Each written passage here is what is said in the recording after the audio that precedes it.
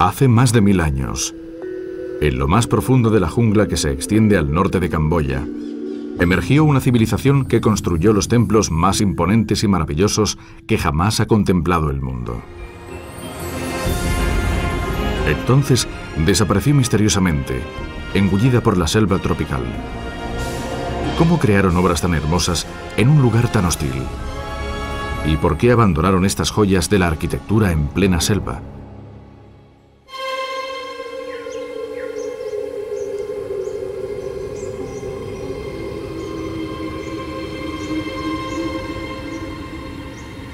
Las ruinas de esta civilización perdida son tan remotas que no fue hasta 1914 cuando los exploradores europeos descubrieron este templo. Lo llamaron Manteis Rei, el santuario de la mujer, y fue construido hace más de 1000 años por un pueblo que se hacía llamar los Khmer. Desde su base en la actual Camboya, llegaron a dominar el sudeste de Asia. Eran unos maestros esculpiendo piedras de arenisca rosada, labrando cada centímetro hasta que no quedaba ningún espacio sin decorar.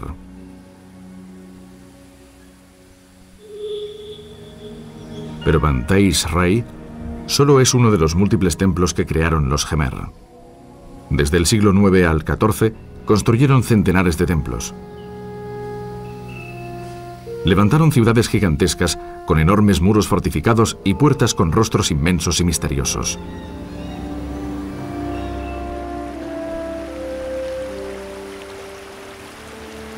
Y el edificio sagrado más grande del mundo, Angkor Wat.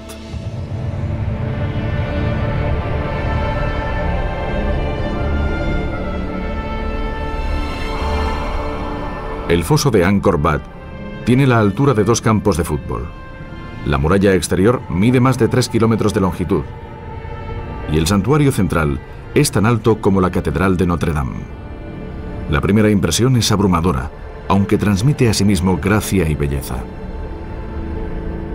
Situados en una extensión del mismo tamaño que Manhattan, se encuentran centenares de templos cubiertos por la jungla, colosales y enigmáticas figuras y fabulosos embalses hechos por la mano del hombre que conforman claramente el centro de una vasta civilización perdida.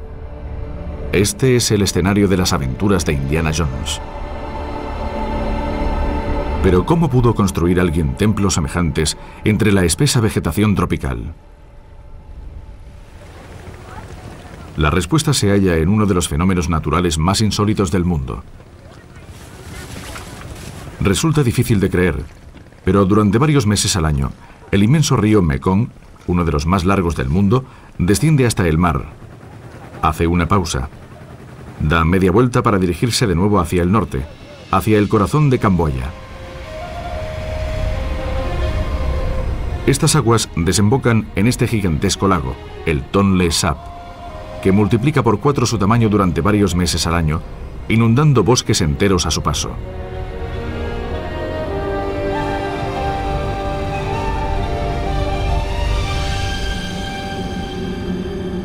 El origen de este singular fenómeno reside en las montañas del Himalaya tibetano.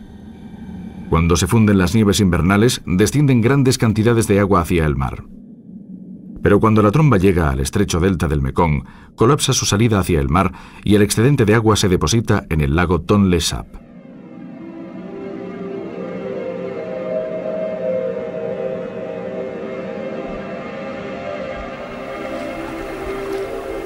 Habitualmente, una modesta colección de charcas fangosas, navegables solo para las embarcaciones más pequeñas, se extiende hacia un mar llano de 160 kilómetros de largo, 50 de ancho, y en algunos lugares llega a los 15 metros de profundidad. La crecida anega grandes zonas boscosas y las hojas de los árboles proporcionan ingentes cantidades de alimento y refugios donde desovar a la población de peces del lago.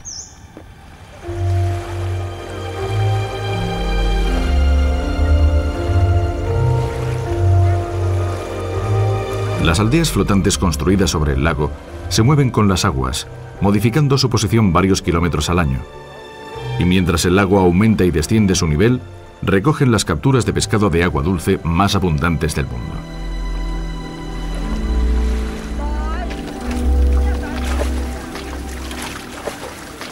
Aquí, el Imperio Jemer fundó su capital, a orillas de esta extraordinaria fuente de alimento. Del mismo modo que el río Nilo creó Egipto, el espléndido lago Tonle Sap forjó la gloria del antiguo Angkor.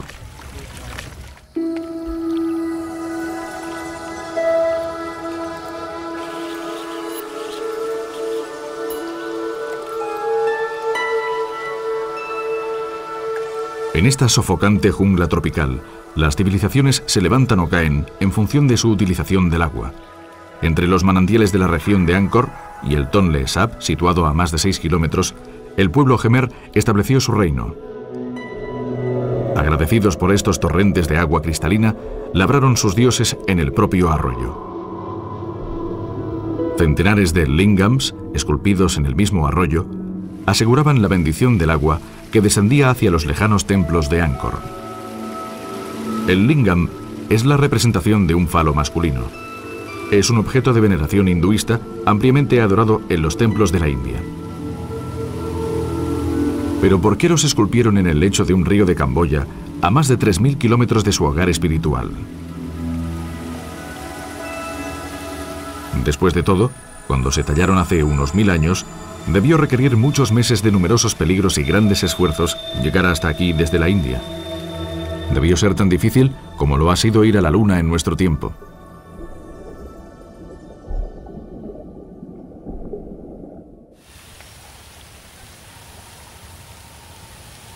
¿Y por qué todos estos santuarios de Angkor están decorados no con deidades locales, sino con los dioses venerados en la India?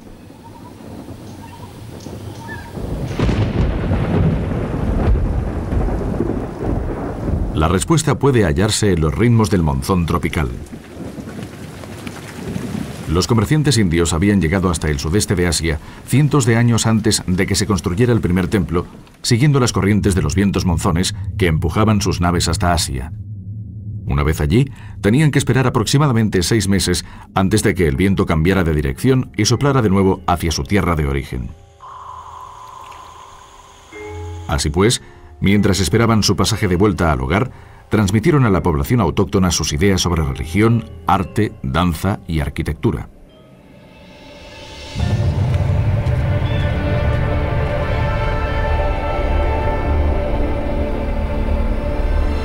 La influencia hinduista explica la construcción de Angkor Wat. Dado que era la residencia de un dios, el templo y la fabulosa entrada, con su larga calzada que conduce al santuario central, tenía que ser lo más espléndida posible. Los interminables corredores proporcionan espacio para todos los dioses menores de la India que también habitan en el santuario.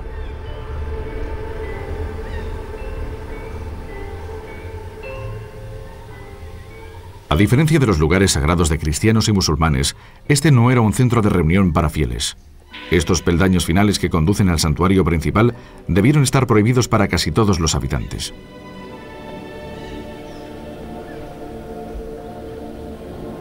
Por aquí no desfilaron grandes procesiones religiosas. Solo monjes devotos que cuidaban de las necesidades diarias del dios y se encargaban de ungirle y vestirle cada mañana.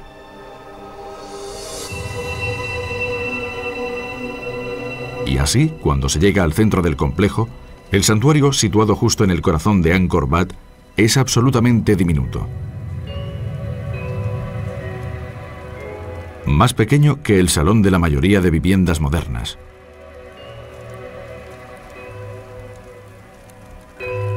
Y al contrario que las ruinas egipcias o griegas, estos santuarios siguen siendo lugares sagrados, adorados por miles de devotos budistas todos los días.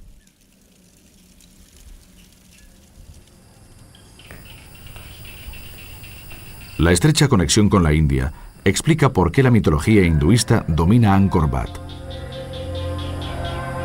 Kilómetros y kilómetros de muros tallados cuentan las leyendas budistas e hinduistas. Probablemente la historia más fascinante sea la del mar de leche agitado, en la que los dioses trabajan al unísono para generar el elixir de la vida. Los dioses y los demonios compiten en un tira y afloja, empleando una serpiente gigante como cuerda. Vishnu, con la forma de una tortuga, ofrece su caparazón como soporte para agitar el océano láctico. Este proceso se prolongaría durante 1000 años, originando la rotura de los peces y los cocodrilos que hay bajo el soporte. Pero eso también tiene sus consecuencias positivas, puesto que uno de los efectos secundarios de la agitación es la aparición de los ángeles de Angkor, miles de hermosas deidades femeninas denominadas apsaras. Viven en el cielo como los ángeles, flotando graciosamente sobre el agua y las nubes, disfrutando de su elixir celestial. Pueden cambiar de forma a su antojo y a menudo visitan a los mortales. En Angkor, más de 3.000 de estos maravillosos seres mitológicos decoran los santuarios. Y además, todos y cada uno de ellos son distintos. Peinados distintos, vestidos distintos, expresiones distintas. Por todas partes descubrimos espectáculos cautivadores.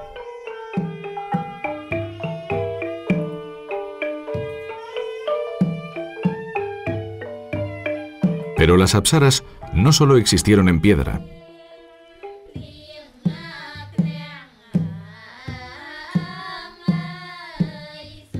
Jóvenes seleccionadas de todo el imperio eran enviadas a palacio para que se iniciaran en los secretos movimientos de estas danzas divinas.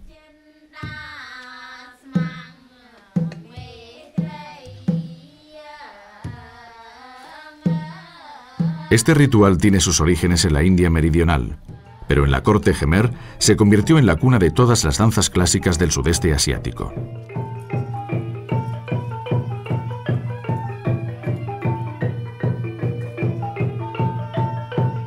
Estas bailarinas son uno de los pocos vínculos que permanecen de esta civilización perdida.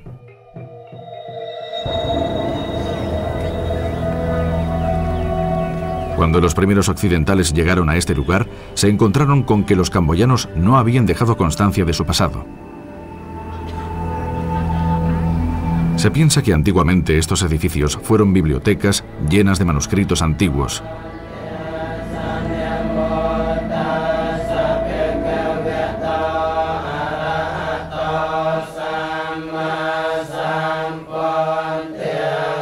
Como estos modernos textos budistas de un templo de Camboya. Estos libros sagrados, escritos en tiras de hojas de palmera, son el mayor tesoro que posee este monasterio budista. Se utilizan para educar a los monjes y han sido cuidadosamente preservados a pesar de las tragedias sufridas por Camboya en la era moderna. Pero en un clima tropical, ningún objeto hecho con hojas de palmera se conserva durante mucho tiempo. Estos textos se encuentran entre los más antiguos de Camboya, pero se crearon más o menos al mismo tiempo que las primeras tropas norteamericanas desembarcaban en Europa para participar en la Primera Guerra Mundial, de modo que no pueden sernos de excesiva utilidad para comprender la gloria del antiguo Angkor. Pero ha sobrevivido un tipo de documento: las inscripciones esculpidas sobre la piedra en sánscrito, el lenguaje sagrado de la India. El sánscrito era el lenguaje de los dioses indios a quienes dedicaron sus hermosos templos.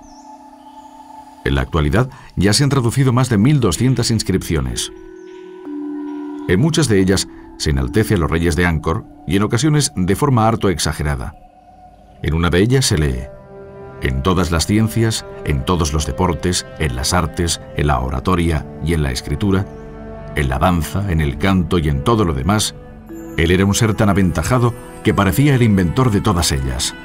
Y Dios, admirando al rey, se quedó atónito y preguntó: ¿por qué me he creado un rival dando vida a este rey? Se trata sin duda de una lisonja, pero resulta muy útil a los historiadores modernos. Gracias a estas vetustas palabras, pudieron elaborar una lista cronológica detallada de todos los reyes Jemer y de sus templos.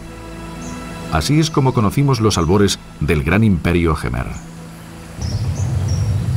El camino de Angkor hacia la inmortalidad comenzó aquí en el año 800 después de Cristo. Entre estos arroyos sagrados ocurrió un acontecimiento que marcaría la configuración del imperio Jemer durante los siguientes 500 años. Fue de la India de donde el primer gran rey de Angkor obtuvo la idea de coronarse a sí mismo, no como rey, sino como un rey dios.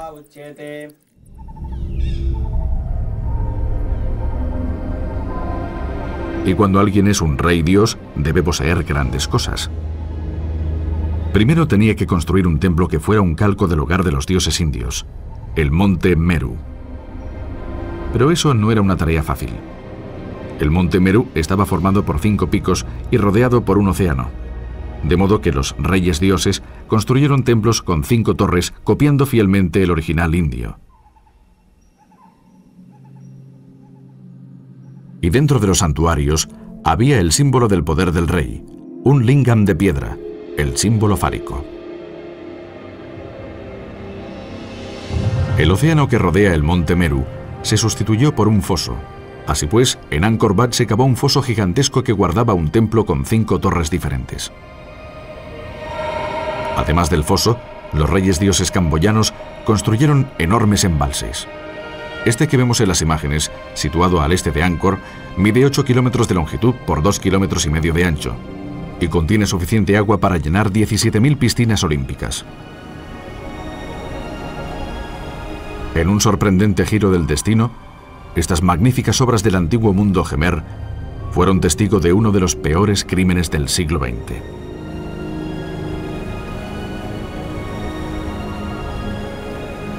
La antigua civilización Jemer construyó fabulosos templos en lo más profundo de la selva camboyana, rodeados por enormes fosos y grandes embalses. El gran arqueólogo francés Bernard Groslier pensó que sabía para qué eran aquellos embalses. Formaban parte de un gigantesco sistema para el cultivo de arroz. Pero esta teoría tiene un problema. Hasta ahora no se ha encontrado ninguna prueba arqueológica que la confirme. Recientemente, ingenieros hidráulicos como James Goodman han investigado cada rincón de los muros del embalse en busca de pistas que le permitieran saber para qué los construyeron. No ha encontrado ni un solo vestigio antiguo del embalse en los campos de los alrededores. Se empieza a pensar que esta gran extensión de agua se utilizaba para algo más que para cultivar arroz. El reciente servicio de un satélite de la NASA que captaba imágenes por medio de radar tampoco ha conseguido revelar los canales que salen de los embalses hacia los campos de cultivo. Es un concepto difícil asimilar a finales del siglo XX que alguien concibiera vastas obras de ingeniería para almacenar grandes cantidades de agua sin ningún uso práctico aparente. La idea de que los embalses formaban parte de un programa para el cultivo de arroz a gran escala puede haber causado un efecto negativo en la historia moderna de Camboya. Cuando los norteamericanos finalmente se retiraron de Vietnam durante la primavera de 1875, el gobierno camboyano, aliado de los occidentales, quedó a merced de sus enemigos. La mañana del 17 de abril, el ejército comunista de Pol Pot entró en la capital, Phnom Penh. Pol Pot se había criado cerca del Gran Museo Nacional y conocía el esplendor de la historia antigua de Camboya. Le gustaba afirmar que si el pueblo Jemer había construido Angkor, ellos eran capaces de hacer cualquier cosa. Sabía los grandes éxitos alcanzados antaño en el cultivo de arroz y quiso emular aquel glorioso periodo de la historia de Camboya. El resultado fue una de las peores tragedias de este siglo de horrores. A las pocas horas del golpe de estado de Pol Pot, los habitantes de Phnom Penh y de otras ciudades fueron obligados a abandonar sus hogares y a trabajar en los campos. Todos, sin excepción, jóvenes y viejos, niños y discapacitados, enfermos y embarazadas, todos debían producir. Durante los siguientes 4 años se sucedieron los horrores de los campos de la muerte, mientras se forzaba a todos los habitantes del país a cultivar arroz.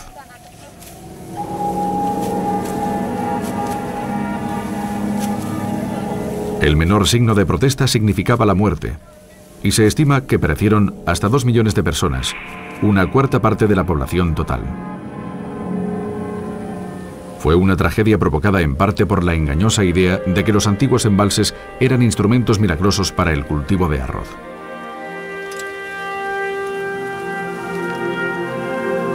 Pero cuantos más especialistas examinan los embalses y los templos, más misterio les rodea.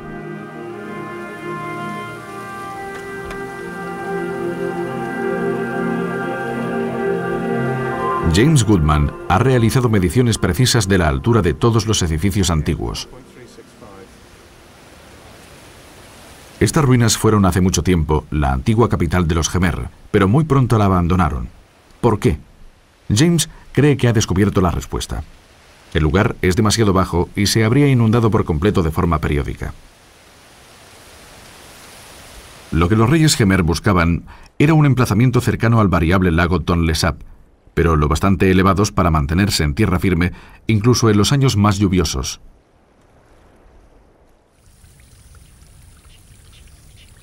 El Tonle Sap, y no los antiguos embalses, proporcionan la respuesta a cómo los antiguos Khmer conseguían cosechas de arroz tan abundantes. Mientras el lago crecía y se reducía gradualmente, los Khmer aprovechaban la tierra húmeda de las cambiantes orillas del lago para cultivar nuevos arrozales. Hoy en Angkor se puede ver cómo cosechan el arroz en un lugar y pocos kilómetros más allá observar cómo se plantan nuevos brotes. Es un sistema que permite una producción de arroz casi ininterrumpida y fue prácticamente con toda seguridad la piedra angular de los gloriosos hitos de Angkor. Entonces, ¿por qué construyeron embalses que les costaron un alto precio en hombres y material? Aparentemente no existe ninguna razón práctica. Era simplemente aquello que los reyes dioses tenían que hacer. Y esta glorificación del rey mediante gigantescos proyectos de construcción alcanzaron su cenit con Angkor Wat, el hito arquitectónico más asombroso de todo el periodo Angkor.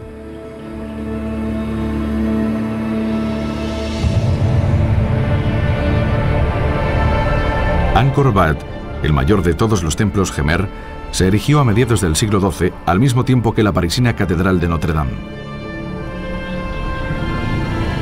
Como construcción es tan impresionante como las grandes pirámides de Egipto, con su inmenso foso exterior, su calzada y sus gigantescas torres, tan originales como las del Taj Mahal.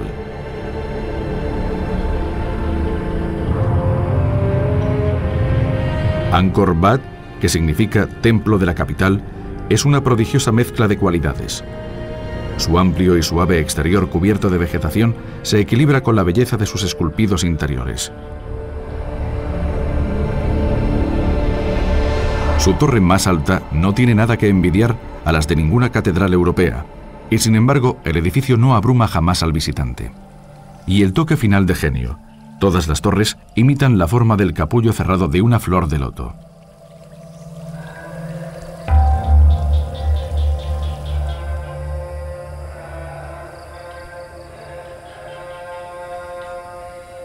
Y aquí está el hombre que construyó todo esto, sentado sobre los 15 parasoles que delatan la presencia de un rey Khmer, rodeado por su corte, su ejército y sus apsaras, las bailarinas del palacio. El rey Surya Varman pasó la mayor parte de su vida luchando a lomos de un elefante contra el enemigo tradicional de los camboyanos, los vietnamitas. Pero con el botín obtenido en estas guerras, creó una obra maestra. Para muchos, Angkor Wat es simplemente el edificio antiguo más sublime que jamás se ha creado.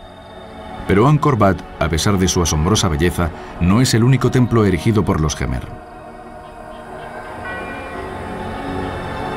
El imperio que produjo Angkor Wat estaba a punto de producir un rey que lograría eclipsar incluso a esta maravilla.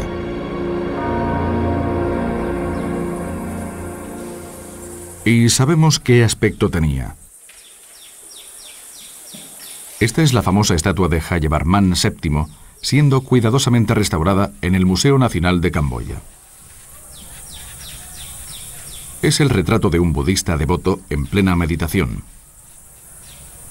Su cabeza da una sensación de poder instantánea, con el pelo tan corto que revela la forma del cráneo. Los ojos permanecen cerrados, serenos, pensativos, y sus labios dibujan una leve sonrisa que transmite un sentimiento de paz espiritual. Sin embargo, la barbilla firme y enérgica es la impronta de un hombre con voluntad de hierro, el rey más grande que gobernó el imperio Khmer, el Napoleón de Angkor. Y era preciso que fuera un luchador. Pocos años antes, los vietnamitas habían atacado y saqueado Angkor, pero Jayavarman se vengó derrotando a sus enemigos en una gran batalla librada en el lago Tonle Sap. Estos son los soldados Cham, procedentes de lo que hoy es el sur de Vietnam, con sus peculiares cascos que parecen una flor de loto vuelta hacia abajo. Los que salían perdedores del combate eran devorados por los cocodrilos. Para prevenir cualquier invasión de los vietnamitas en el futuro, Jayavarman fortificó su capital con inmensos muros, rodeándola de fosos infestados de cocodrilos. En el interior, en lo que ahora es la selva tropical, hubo antaño una floreciente ciudad de más de 1 millón de almas. Esto ocurría cuando la población de Londres no superaba los 30.000 habitantes. En cada una de las 5 puertas de acceso a la ciudad, construyó encumbradas torres y grandes entradas, con dioses y demonios luchando con serpientes sagradas, y en cada torre, un monumental y enigmático rostro con la famosa sonrisa de Angkor.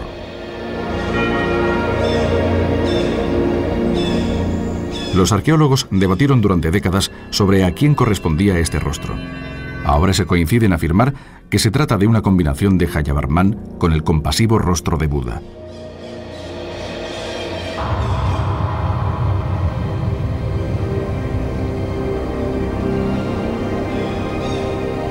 Justo en el centro de su ciudad de Angkor Thom, el más grande de los reyes Khmer, Jayavarman VII, construyó su montículo sagrado, que superaría a todos los demás en originalidad.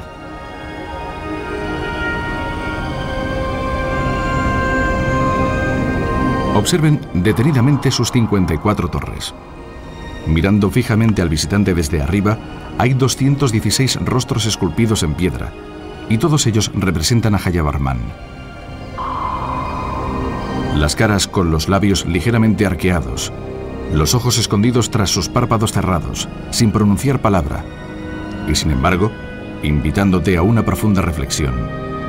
Escribió un aventurero que visitó el lugar durante los años 20. En la época en la que se firmó la Carta Magna inglesa en una verde pradera del Reino Unido, los escultores Khmer tallaban estos bustos, una de las obras de arte más exquisitas creadas por la humanidad. Hace un siglo, un visitante francés escribió: «De pronto me estremezco por una sensación de miedo indescriptible, mientras percibo desde lo alto una enorme sonrisa fija a mí, y entonces otra sonrisa más allá, en un tramo de muro, y luego 3, y luego 5, y luego 10.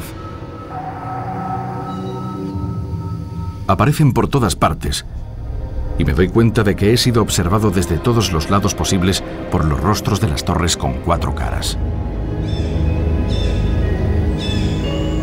Los rostros, con sus agradables, aunque irónicas, sonrisas, convierten al templo de Bayón en un extraordinario edificio donde poder meditar durante el día.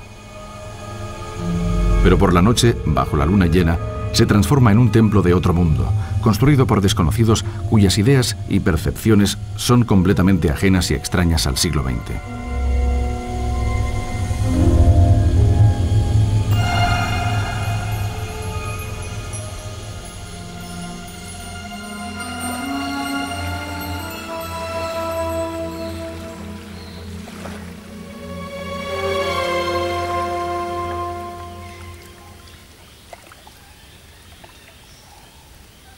El templo de Bayón es también una ventana al pasado.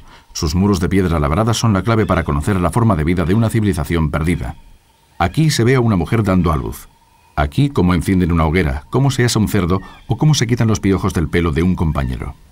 Poco después de que terminaran estos murales, un viejo chino visitó Angkor, abriéndose camino por el Tonle Sap a través de la selva inundada, donde acabó pasando casi un año de su vida. Su nombre era Chow Ta Quan. El año 1296, y afortunadamente hizo un diario que ha permanecido hasta nuestros días. Gracias a su diario, podemos decir que las casas de la gente del pueblo se levantaban sobre pilotes y eran muy parecidas a las que se construyen actualmente en las aldeas de Camboya. Sabemos que los ciudadanos de a pie vivían bajo techos de hojas de palmera. Las tejas estaban prohibidas para ellos, cocinaban al aire libre, y en el interior de las casas no había mesas, ni bancos, ni cuencos, ni cubos. Los espíritus del mal estaban tan presentes en la vida diaria que los padres jamás daban a sus hijos un nombre bonito. Al contrario, les llamaban brazalete, marmita o incluso perro o cerdo para disgustar y ahuyentar a los espíritus malévolos.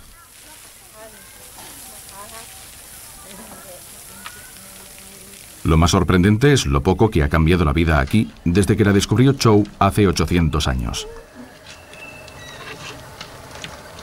Gracias a su diario, sabemos lo que ocurría aquí cuando alguien intentaba entrar en Angkor. Había guardianes colocados en cada una de las 5 puertas de la ciudad para examinar con detalle los pies de aquellos que deseaban entrar en la ciudad. ¿Por qué? Bueno, a los criminales se les cortaba un dedo del pie. Por tanto, si faltaba algún dedo, se le prohibía el paso. Chow tenía todos los dedos, pero no le permitieron acceder al palacio interior. Estaba reservado a las concubinas y a un ejército de 2000 sirvientas femeninas. Sin embargo, le contaron cómo pasaba la noche el rey.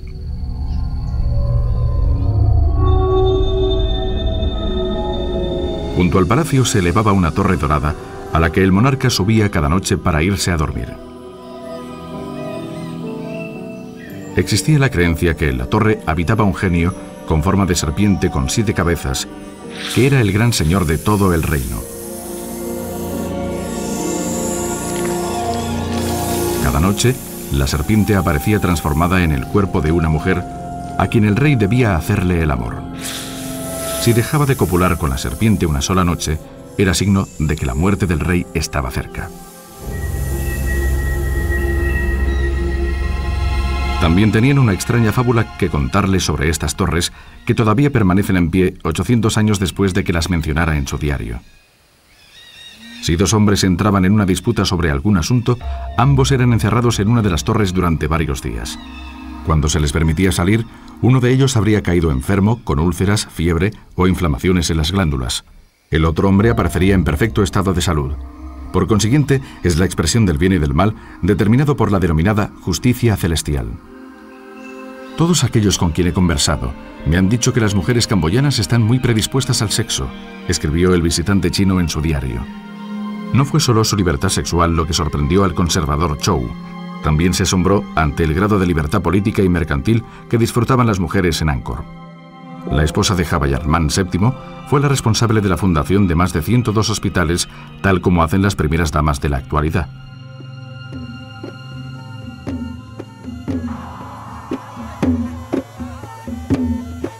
Chow menciona también la antigua tradición de utilizar hechiceros para sanar a los enfermos y probablemente se refiere a un ritual que aún se practica hoy en día en las zonas rurales de Camboya. La sanadora se sume en un trance mediante el baile y luego se viste con la ropa del espíritu a quien intenta invocar para que la ayude.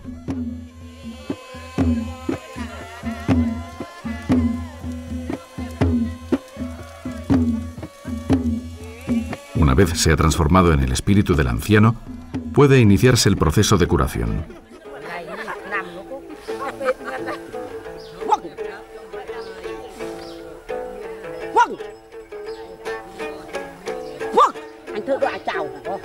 Pueden ser necesarias varias sesiones para que la cura surta efecto, pero las médiums tienen un alto porcentaje de éxito y una larga lista de pacientes esperando que les alivien sus males. Chow es el único testigo conocido de este reino desaparecido. No existe ningún otro documento escrito sobre su vida cotidiana que haya llegado hasta nosotros, y de su diario podemos vislumbrar la magnificencia de la antigua Angkor. Pero en la época de Chow ya era una cultura que se enfrentaba a la catástrofe.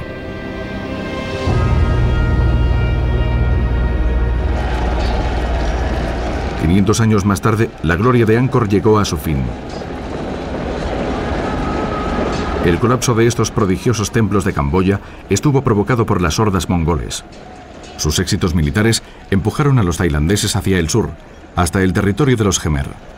En el pasado, los tailandeses habían sido representados como aliados de los Khmer en los muros de Angkor Wat, con sus tropas desfilando con sus largas faldas con pliegues y su pelo trenzado. Se habían convertido en la amenaza definitiva.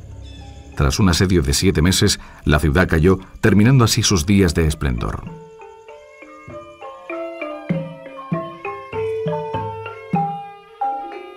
Concluido el sitio, los vencedores tailandeses se llevaron a todos los grupos de bailarinas de Angkor, de donde emana el origen de los bailes clásicos tailandeses.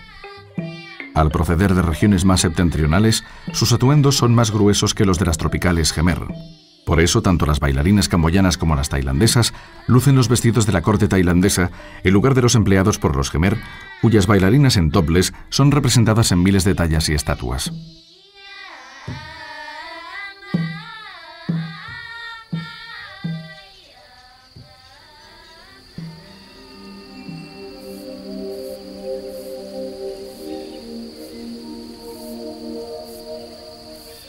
Tras el desastre, La selva tropical comenzó a engullir monumentos y santuarios. Los árboles echaban raíces en las grietas de las piedras. Y con el paso de los siglos, las raíces crecieron, apartando grandes bloques de piedra como si fueran de papel.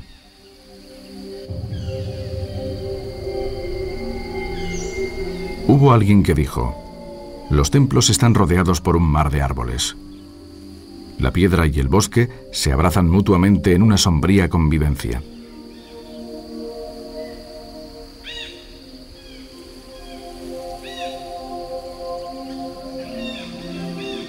Sin embargo, todo está tranquilo y en silencio, sin ningún movimiento visible que indique su lucha, como si los guerreros hubieran quedado petrificados de repente como figuras inertes en plena batalla.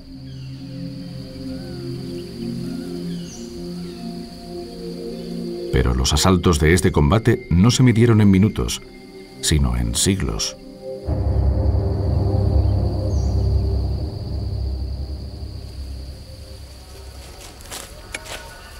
Con el tiempo, Camboya expulsó a los invasores tailandeses. Pero el golpe fatal y definitivo sobre Angkor lo asestaría una clase de enemigo muy distinto: la religión.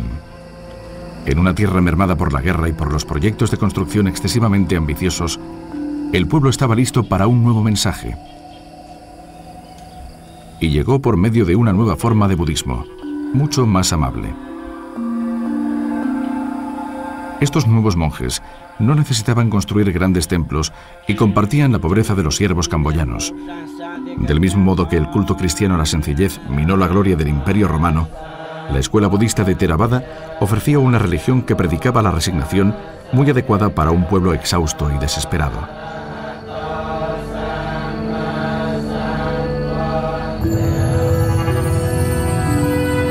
Solo sentían felicidad al dejar los viejos templos en manos de la naturaleza. Joyas durmientes en plena selva.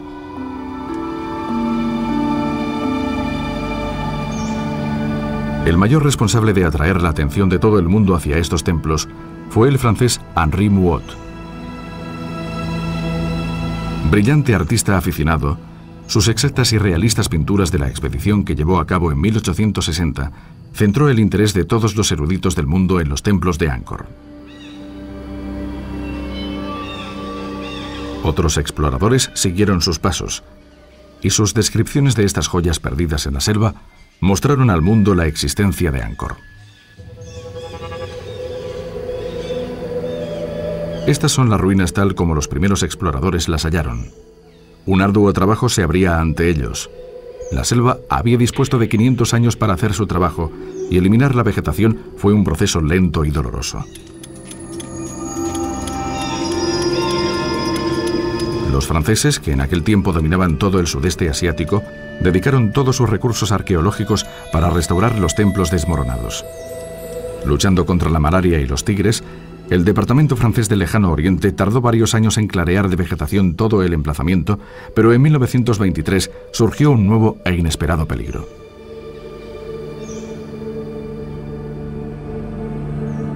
A medida que aumentó la popularidad de Angkor, también lo hizo el deseo de conseguir alguna muestra de su arte, y los museos y los marchantes privados compitieron para ofrecer los mejores precios. Poco a poco, los ladrones comenzaron a saquear los templos. Sin embargo, proteger un enclave tan alejado era un problema. El templo Banteay Srey no fue descubierto hasta 1914. Su hallazgo dio una idea a un joven francés para conseguir dinero fácil. Su nombre era André Malraux, y más tarde se convertiría en el ministro de Cultura más renombrado de Francia.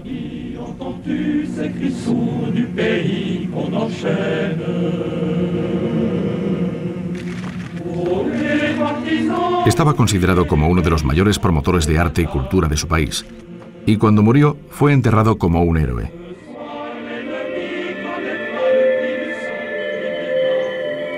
Pero en 1923 todo eso quedaba aún muy lejos, y el joven Malraux se encontraba sin un céntimo. En aquellos días el templo no era más que unas ruinas cubiertas por la jungla, pero Malraux advirtió que si partía los bloques de las esquinas, podía obtener 2 estatuas por el precio de una. Empleando, como escribió más tarde, sierras y cinceles que trabábamos en los muros, Malraux cortó los bloques de las esquinas, además de varios ornamentos del tejado de las fábulas superiores.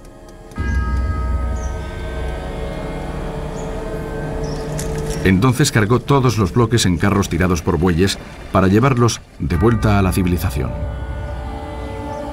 Afortunadamente para el templo, Malraux fue descubierto y los bloques regresaron a su lugar de origen. El propio Malraux fue juzgado y condenado, y el incidente provocó el endurecimiento de las leyes que protegerían a los templos de los ladrones en el futuro.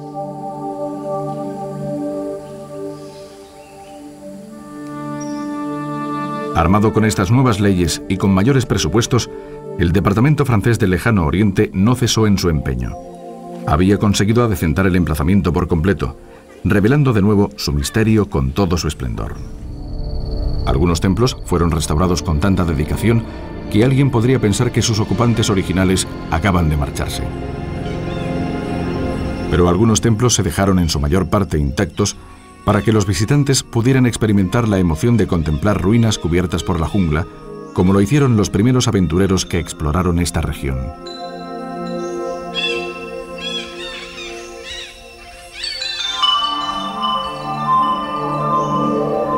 Su proyecto más ambicioso fue la restauración del Bab Phuong, un típico templo piramidal cuyos cimientos eran muy inestables. El único modo de salvarlo era desmantelando todas las piedras del perímetro, dejarlas alrededor del templo y volver a colocarlas de nuevo como si fuera un gigantesco rompecabezas. Cuando llegaron a la fase en la que todas las piedras del perímetro, 500.000 en total, habían sido depositadas alrededor de la base del montículo, una catástrofe que va más allá de la comprensión humana desbarató sus planes.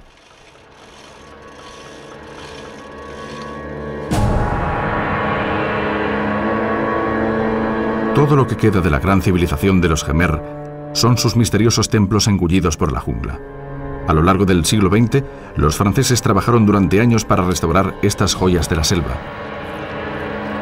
Pero entonces, en 1975, llegó el holocausto de Camboya por medio del bárbaro Pol Pot y sus soldados victoriosos. Fue un desastre tanto para el pueblo como para los monumentos. Todos los extranjeros fueron repatriados, todas las obras en Angkor cesaron. Trabajar para los franceses era sinónimo de sentencia de muerte automática.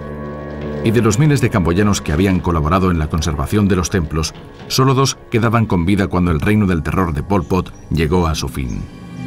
Antes de morir, la mayoría de víctimas fueron torturadas cerca de aquí, y sus cuerpos fueron esparcidos en los aledaños de la zona protegida de Angkor.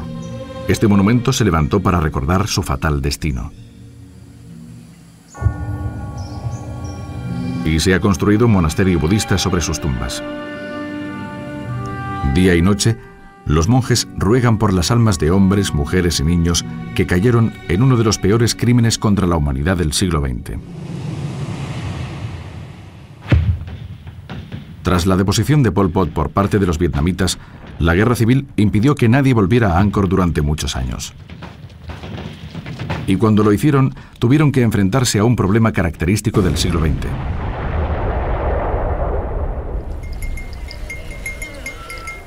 Minas, decenas de miles de ellas, colocadas por los 2 bandos durante el conflicto camboyano, y muy pocos mapas, si había alguno, que indicara su localización exacta. Camboya pagó un alto coste que se tradujo en cientos de bajas cada semana, mientras la gente intentaba reconstruir sus vidas tras los campos de la muerte.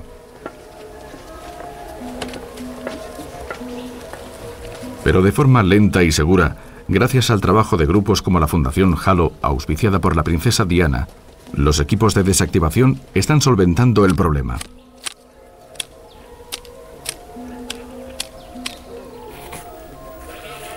Hace poco tuvieron que trabajar en las propias ruinas de Angkor. Cuando terminan de limpiar un lugar, se trasladan a otro. Examinando cada centímetro del suelo con sumo cuidado, rastrean y limpian de minas una antigua aldea.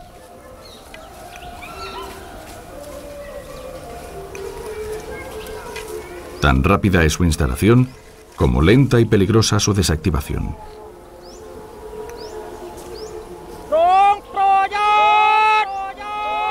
Pero una vez localizada, la mina se reúne con las decenas de miles que ya han sido neutralizadas.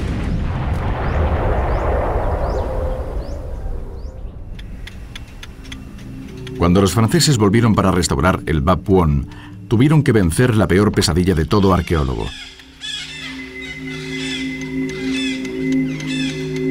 El ejército de Pol Pot había destruido todos los documentos de su centro arqueológico. Tenían 500.000 de piedras distintas alrededor del montículo y ningún dato sobre dónde debía colocarse cada una de ellas. Tardaron 2 años enteros en construir el rompecabezas más grande del mundo.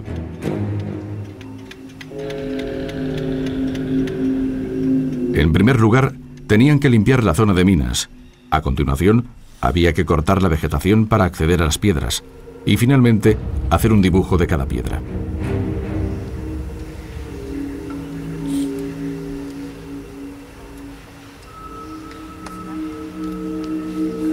Luego, por medio de un programa informático, compararon cada piedra con las que había a su lado y con el lugar que ocupaba en la pirámide original. Entonces, y solo entonces, pudieron iniciar la reconstrucción añadiendo un cinturón de cemento a la pirámide para prevenir futuros deslizamientos, para terminar colocando cada piedra en su lugar con mucho esmero. Al final, 40 años después del inicio de las obras, devolvieron a Bab Phuong su esplendor original.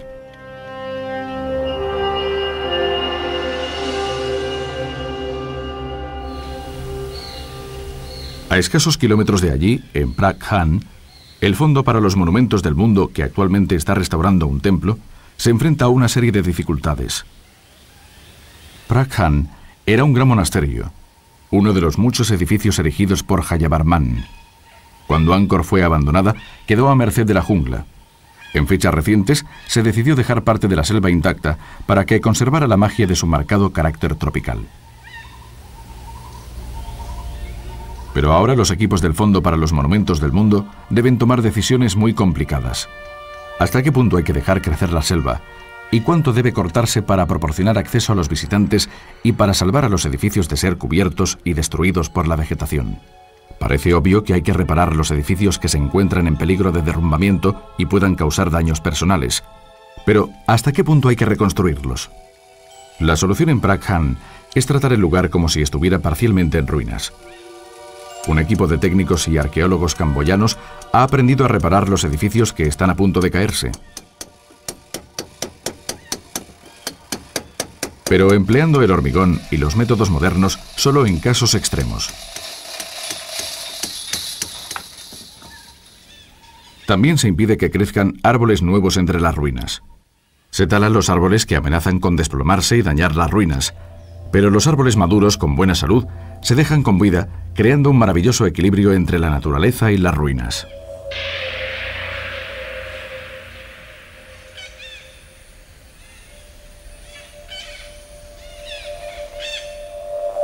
Pero el peligro que acecha en Phra Khanh parece evidente.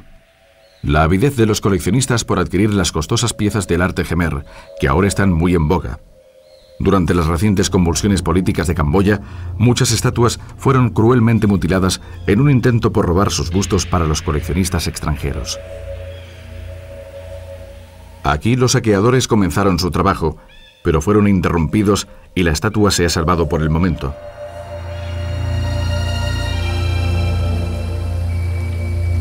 En Angkor los monumentos son muy numerosos, cubren una vasta extensión de terreno y ahora se enfrentan a una nueva amenaza, su popularidad. Mientras los camboyanos olvidan sus años de horror, cada vez más y más turistas, tanto extranjeros como camboyanos, inundan este lugar grabando sus iniciales sobre alguna de las obras de arte más espléndidas jamás creadas, desgastando los peldaños que pisaron los monjes hace cientos de años y dejando recuerdos que evocan un mundo dominado por la modernidad. Será fundamental que estos problemas se resuelvan con rapidez para que la magia de Angkor no se pierda para siempre.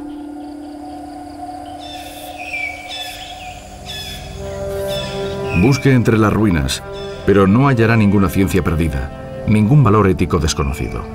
Al contrario que los chinos, los esquivos Khmer no nos dejaron ninguna prueba de su genio administrativo, ni filosofía o religión alguna, como hicieron los indios. Pero aquí, en Angkor, el arte y la arquitectura alcanzan su máxima expresión.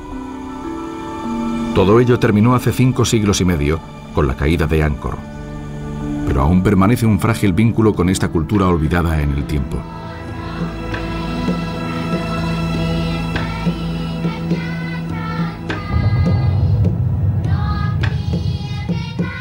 Esta niña va a ser la mejor bailarina de su generación, al igual que su madre.